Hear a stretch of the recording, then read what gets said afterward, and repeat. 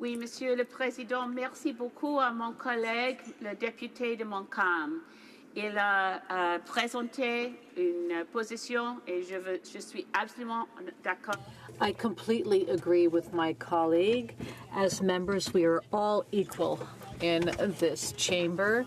Our citizens, the people who live in our ridings, are all equal, and it is only fair that we as members of Parliament be treated the same way, that we all share the same rights and freedoms. It is only because of a bill that was passed during the first half of 1963, I believe that was the year when Parliament passed legislation to grant funding to parties having more than 12 members of Parliament. Parties with more than 12 members some money. Over time, it has morphed without any specific law ever passing to say that members of legitimate, elected parties, not independents, and as for that matter, independents should have the same rights. Their voters have the same rights. But those of us who represent parties, in my case, a party that runs nationally, in the case of the Bloc, a party that runs very strongly in one province, we should have, and we would have in other parliaments within the Commonwealth system, the same rights. In this case, we don't have those rights because, as you know, Mr. Speaker, over the years, we've adopted traditions in which parties with more than 12 members have more rights.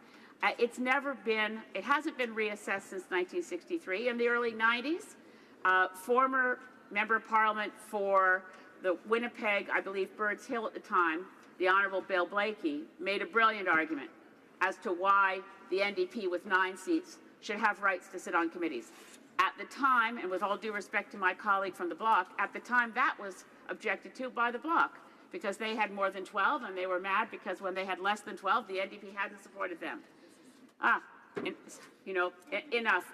It would be wonderful, Mr. Speaker, to review what has happened by accretion without any actual decision ever rendered in this place, that we go back to the question of why should members of Parliament who happen to be in parties that have fewer than 12 members, why should we have fewer rights? I set aside the issue of money, but why should we have fewer rights than any other MP? Thank you, Mr. Speaker. The Honourable Parliament Secretary of the Government House Leader is rising on the same question privilege. Mr. Speaker, just given what has been said, we'd like to review Hansard, and we'll get back to you as the Speaker in a relatively short time span.